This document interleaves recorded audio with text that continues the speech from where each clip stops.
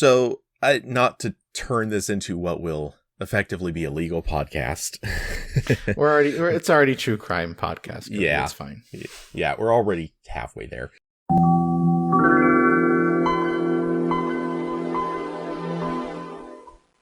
Welcome to Tech Tales. I'm Corbin Davenport.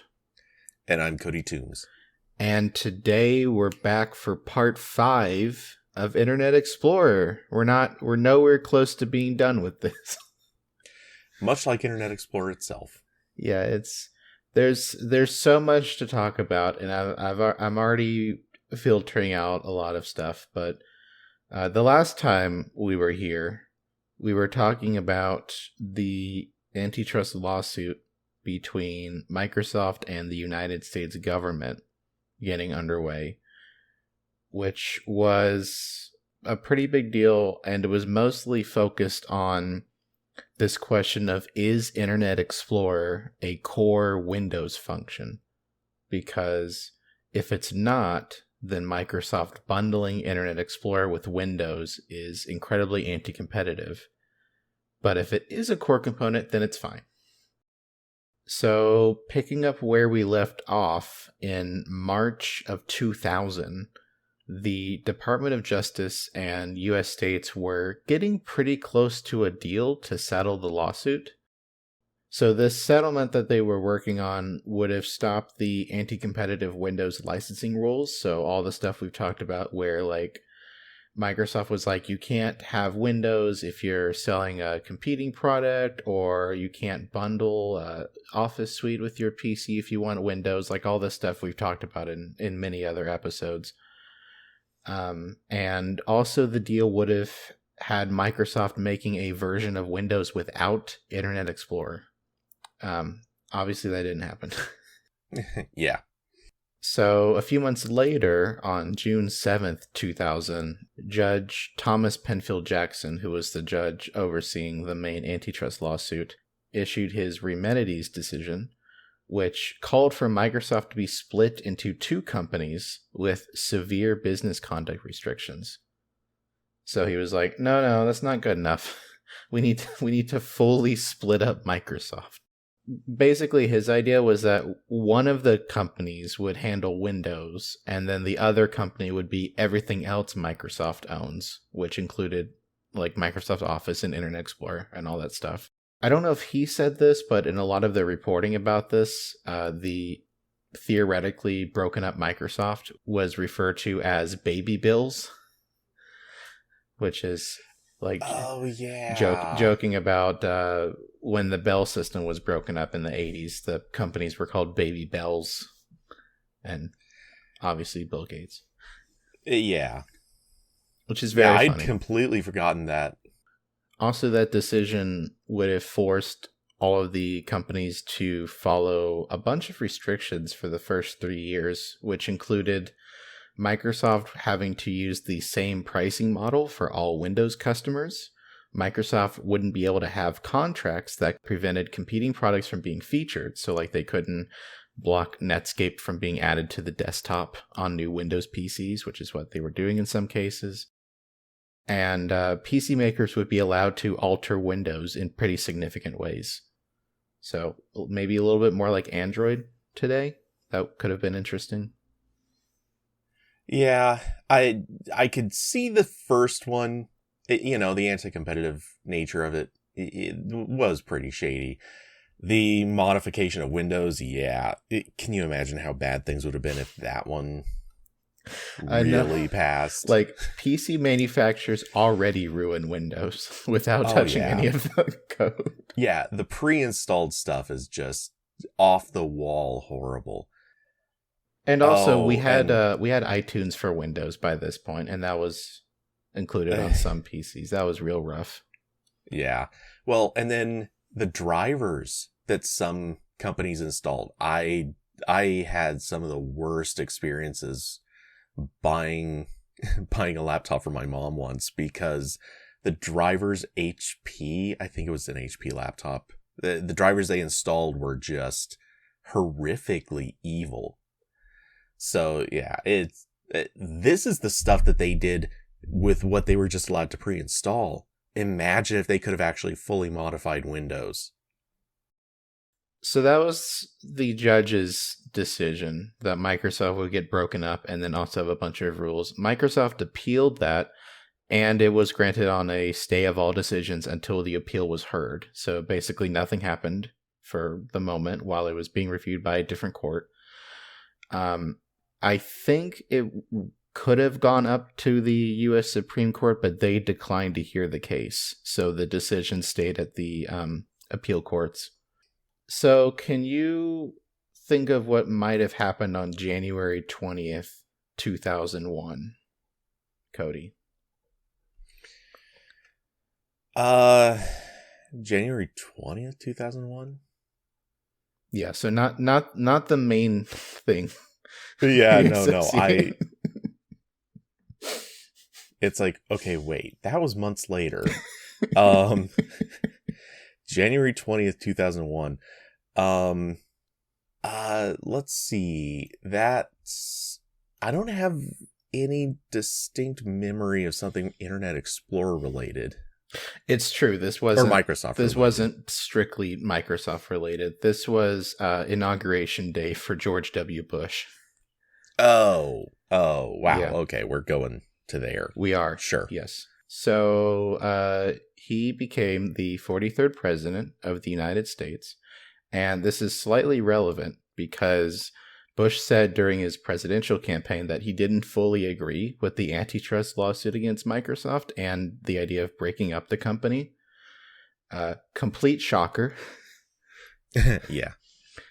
He said at one point, quote, "I stand on the side of innovation, not litigation. What I am worried about is if this company were to be broken up, this engine of change and this engine of growth." It is funny when you think about how politics has changed, and I won't get too specific in what I mean by that, but yeah, it is interesting to see them on the side of tech. But with that said, yeah, you got to figure Microsoft probably lobbied the living crap out of everybody involved, and he was probably friendlier. Yeah, and again, like that statement is just complete nonsense.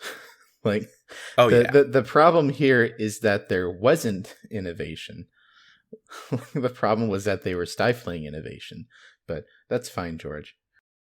So because he said that on the campaign trail, there was like a lot of people who were thinking that this lawsuit would just quietly go away after he became president. So much so that some of the U.S. states involved in the suit said after that election that they would keep legal pressure on Microsoft if the federal government wasn't pushing for it anymore. So this was a kind of a concern at the time that the new president coming in would have derailed all of this. Thankfully, he didn't need to derail it. It kind of derailed itself. So George W. Bush was elected in January 2001. The next month, the D.C. Court of Appeals called out Judge Jackson for violating judicial ethics. So this is the fun twist in the legal stuff. Judge Jackson had been interviewed by news reporters before his verdict, and in those interviews he actually said like what the result would be to the reporters under embargo, which basically, for anyone who doesn't like work in news, that means that the judge was telling the reporters stuff about the ruling before it happened under the like promise that they would not tell anyone, which is still not good. Yeah, that's a ballsy move. So they didn't like that, and they also didn't like that Judge Jackson had like really not liked Microsoft in public for the entire length of this trial. There's a bunch of quotes from him about Microsoft that are kind of funny. At one point, he compared Microsoft executives to drug traffickers and gangland killers. Oh, wow. You almost need to start talking about roaming bands of street thugs looting phones. We're into the... Like, Microsoft's bad. I don't think that's the descriptor I would have used for any of these people. Yeah. It's just weird. Yeah, sure. Let's pretend that they are violent criminals who are running around affecting your bits. I guess this is what happens when we have like a tech lawsuit at like the height of the war on drugs discourse. It's like, oh, everyone Oh bad is yeah. a drug trafficker. Sure. So, Chief Justice Harry Edwards on the appeals court said, quote, "We don't run off our mouths in a pejorative way. The system would be in shambles if all judges did that. Good heavens, is that what judges do? They take preferred reporters in?" Quote. So I think their issue was mostly with the telling reporters what the verdict would be before the verdict was done, but also kind of just everything else too. The reason they're mad is because this judge, he told everyone before those Congress people got a chance to sell their stock. Yeah. But no, I mean, as much as that sounds like a joke, it's true. That's exactly why all of them are pissed, because they had some inclination of what was going to happen, whereas the stock market hadn't necessarily reacted yet. So a few months later, the Court of Appeals overruled Judge Jackson's decision to break up Microsoft. The court upheld that Microsoft violated antitrust laws in its efforts to protect its monopoly, but the Department of Justice had failed to prove many of its arguments about Internet Explorer. So I'm going to read part of the court opinion. It says, quote, "The trial judge engaged in impermissible contracts by holding secret interviews with members of the media and made numerous offensive comments about Microsoft officials in public statements outside of the courtroom, giving rise to an appearance of partiality. Although we find no evidence of actual bias, we hold that the actions of the trial judge seriously tainted the proceedings before the district court and called into question the integrity of the judicial process." Quote. Fun little quick fact after that decision came out, Microsoft's stock price jumped 2.25% and briefly shut down NASDAQ from all the trading. So a few months after that, on August 24th, 2001, Microsoft released Windows XP, which is important for a bunch of reasons, but for this story, it's important because it shipped with Internet Explorer 6. So we're up to IE6, possibly the most infamous version. Well, certainly the one that stuck around the longest. Yeah, definitely. Internet Explorer 6 had a slightly updated design that more closely matched the Luna system theme on Windows XP. It also had a slightly better rendering engine that supported some newer CSS features, such as min height and word spacing. Crazy stuff here. But it actually scored lower on the ACID 3 web standards test than Internet Explorer 5.5, so that's cool. Also, Internet Explorer 6 dropped support for Windows 95, so anyone still using 95 could not get this version, and it was never released for the Mac. I think we talked about this in the last episode, but IE5 was a huge upgrade for the Mac browser, and it was also the last one. This was around the point where that original contract with Apple to include IE was getting close to expiring if it hadn't already, and Apple was developing Safari as a replacement. So I'm going to read CNET's review of Internet Explorer 6 from the time. They said, quote, "At the height of the browser war between Microsoft and Netscape, the competing companies released new browser versions one after another. Recently, however, the war has been downgraded to a minor skirmish. Almost a year after Netscape released version 6 of its browser, Microsoft finally released Internet Explorer 6, both alone and as part of Windows XP. Unlike Netscape 6, however, and its latest update, Netscape 7.1, IE6 didn't turn out to be a complete overhaul. This incremental upgrade offers just enough new gizmos, including improved privacy features, to keep an IE user from switching to Netscape, but its interface remains relatively unchanged. Just about the only reason we can figure that IE6 even deserves the full 6 version number is its release in conjunction with Windows XP. For those of you not upgrading to Windows XP, whether you run IE 5.x or Netscape 6.x, there's no need to rush for this download." Quote. Not the highest review. No, and it's so interesting because when you look at almost any market that's suffering from like a monopoly or a near monopoly, the market leader not innovating as fast is like a really key indicator here. And Microsoft's just they're kind of good. They don't need to try all that much anymore.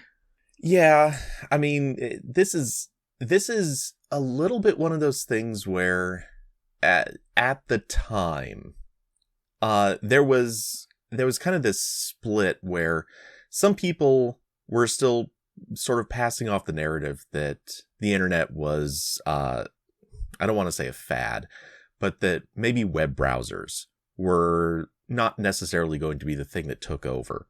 Obviously, that would be an insane thing to say, but that was still a thing everyone was, or not everyone, but there was still a fairly good percentage of people who believed web browsers were kind of going to be a thing that got pushed off to the side, and native applications or various other protocols would come in and kind of replace that someday.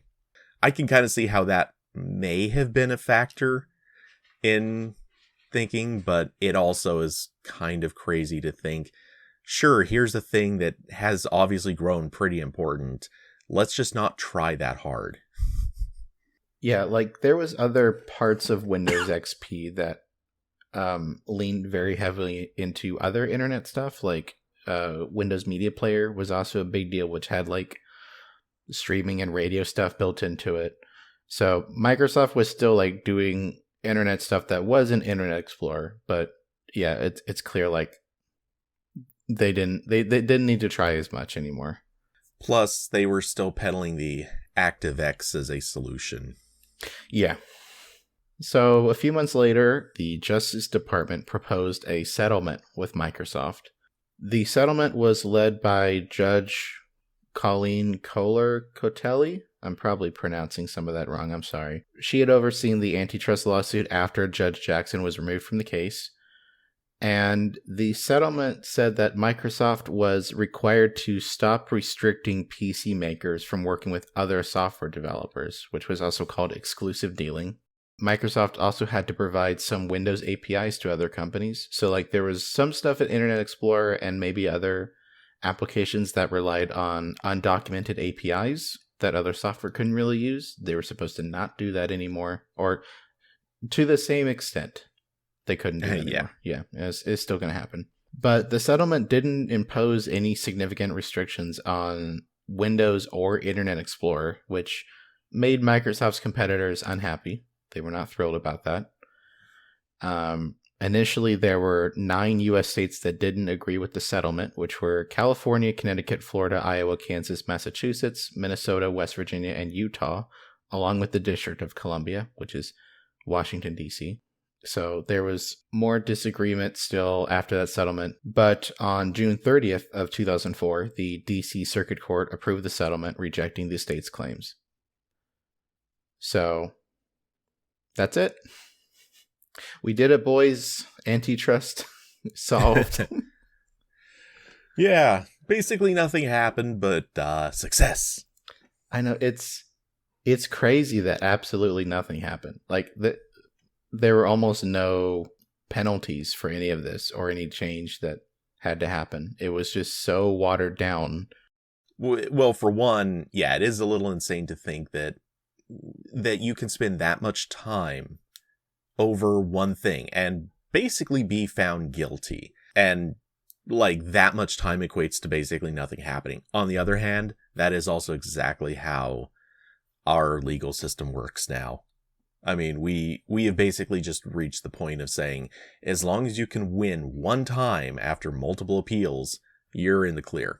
In a sense, like you can even win just on procedural points, and it absolves you of pretty much anything. So yeah, Microsoft was going to come out okay eventually anyway. Yeah.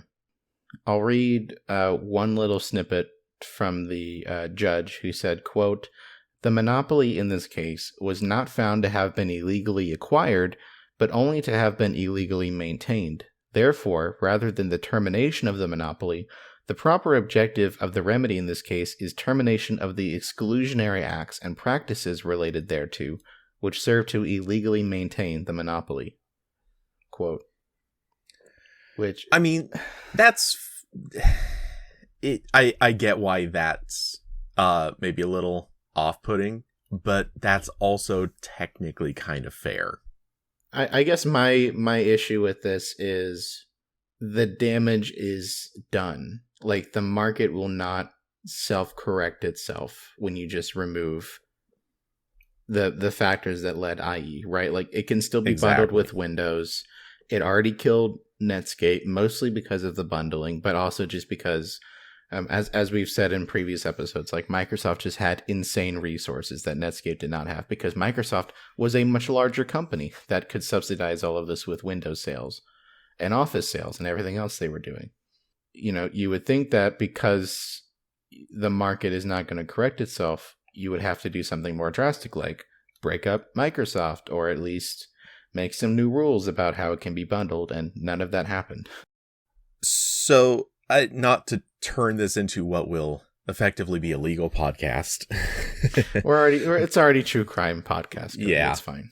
Yeah, we're already halfway there. On the one side, you would have to. I'm sure an argument could be made for consider whether or not the market is even corrected if you broke up the monopoly.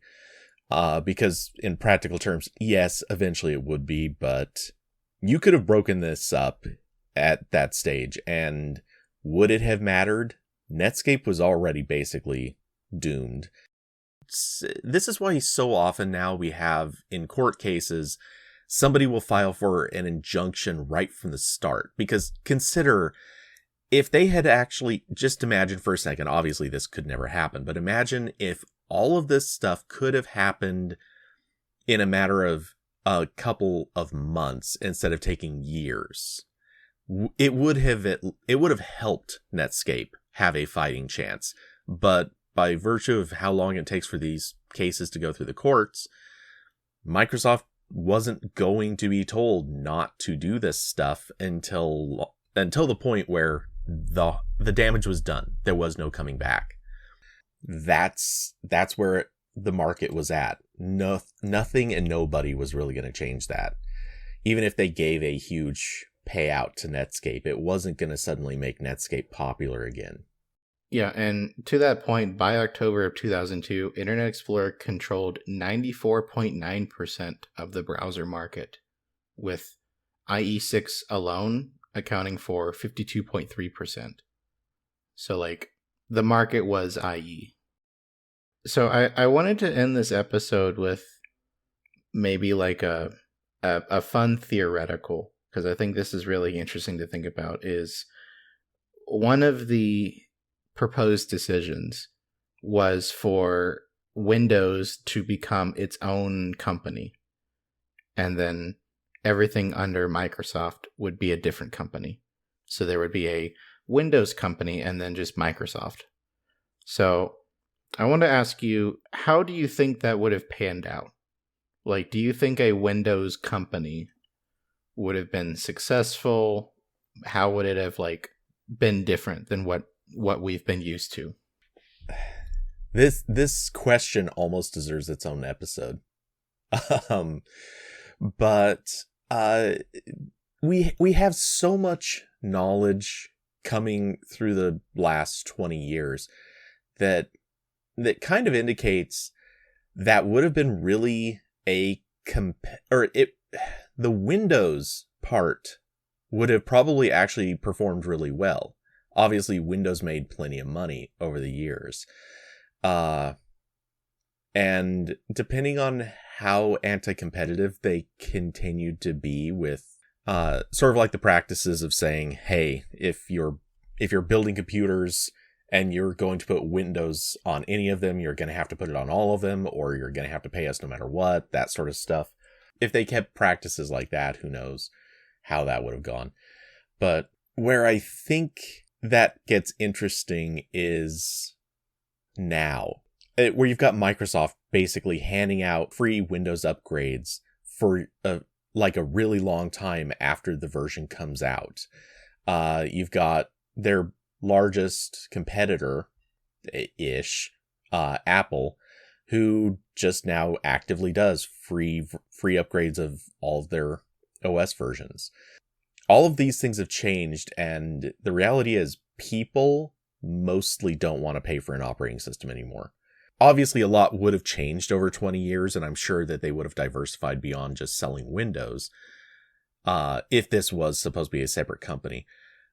And by now, I'm sure one of the two companies would have found some legal way to buy up the parts that had been forcibly separated anyway. You know, it's kind of like how the carriers got split up. Right. Like AT&T coming back together, all the Standard Oil companies coming back together. Yeah. There's anytime you split up companies, if you don't have a regulator sitting there saying, all right, we're going to stop each and every one of these parts from rejoining someday. If you don't have that happening, and it never happens, it's going to just happen again. They're always going to come back together. The only, and that sometimes is kind of okay, or theoretically it could sometimes be okay. It just hasn't worked out that way ever before. But in theory, it could be okay just because by then competitors could come into existence, and those competitors could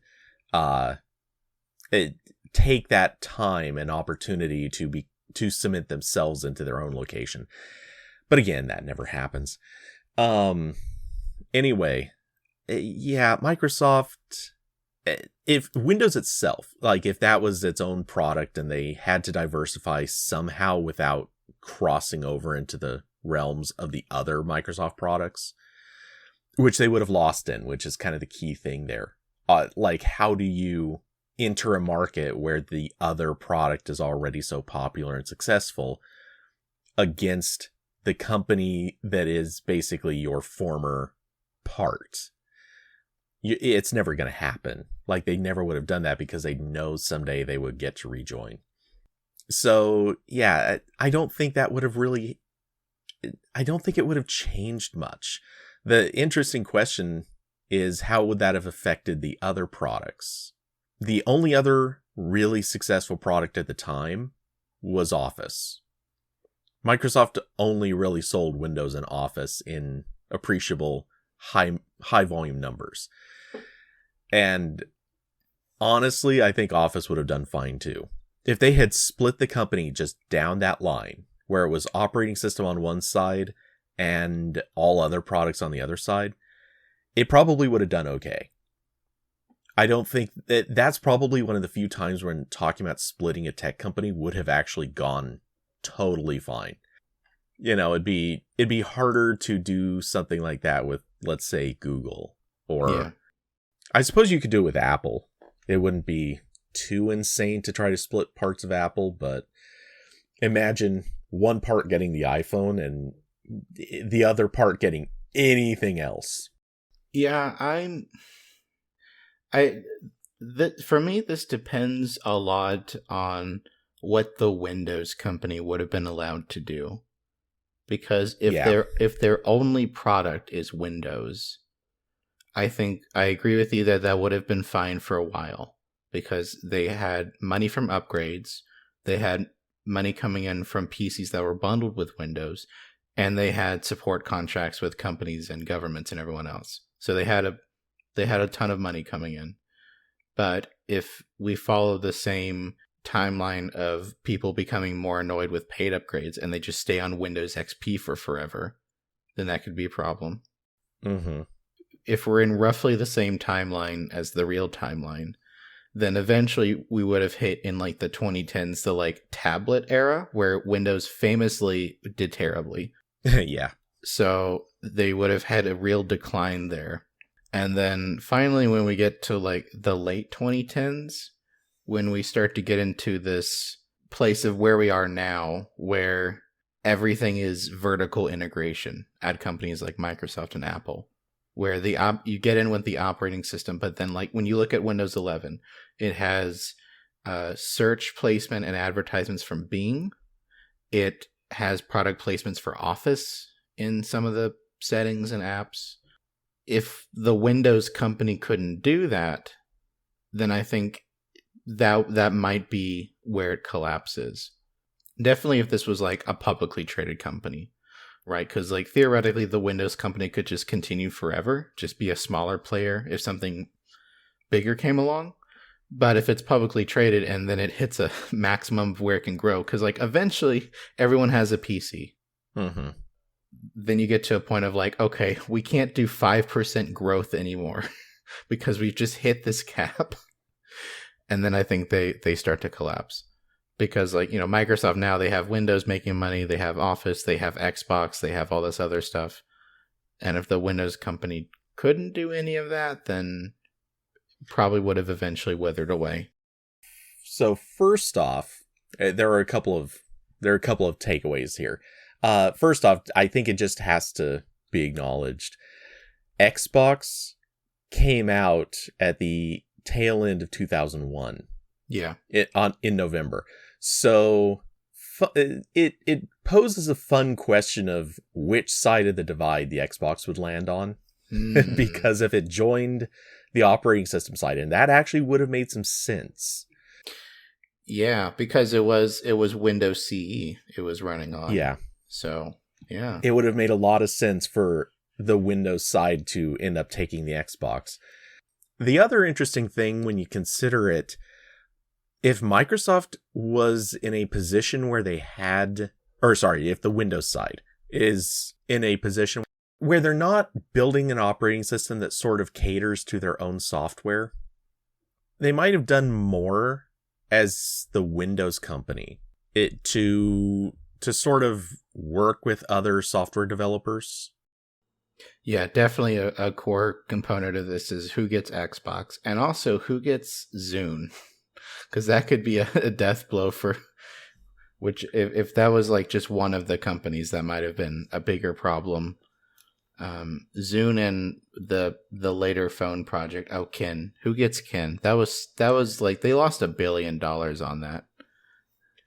Yeah, but Kin was so far down the line. Yeah. It didn't even start by the time this happened. Yeah, like if I'm trying to like alternate history this, I really don't see, like, we almost have to make up a completely imaginary land for this to be a world where the two Microsoft companies don't merge back together like 5 years later. Like it's that, because that's what happened with everyone else. Yeah, I'm sure it would have taken a little more than 5 years, but yeah, certainly there is no question in my mind. It would have been just a little while. It would have been maybe a decade later. Yeah. And what probably would have happened is they would have worked a deal so that like parts of the company that mattered would have been, quote unquote, sold off to some other company. Then that company would have been bought by the larger of the two Microsoft remains. And that, they would have just maneuvered a way around it so that they still had everything in one house eventually. Either that or they would have done sort of like a co-management deal where behind closed doors, one person's in charge of the whole thing, but they still technically remain two separate companies and they just work together unofficially for all of future. Yeah. So that's interesting to think about. So we'll leave it there for now. And Cody, why don't you plug something? Oh, I don't know what to plug. Yes, come find me on Mastodon. Yeah, that's pretty much it. You have to come follow me. Yeah. That's a requirement. You can also follow Tech Tales on Mastodon at techtales@mas.to. We're also on Twitter for as long as that continues working at Tech Tales Show. The links for those are in the show notes. Also in the show notes are all of the sources we've used in this episode. I'm not just making all of this up, I promise. This all really happened. And there are links to support the show if you like it, if you want to do that. You can also just keep listening and not do anything. And I also appreciate that. And there is an official subreddit at r/TechTalesPodcast where you can discuss episodes. And thank you for listening, and we'll be back in your podcast feed soon. Goodbye, everybody.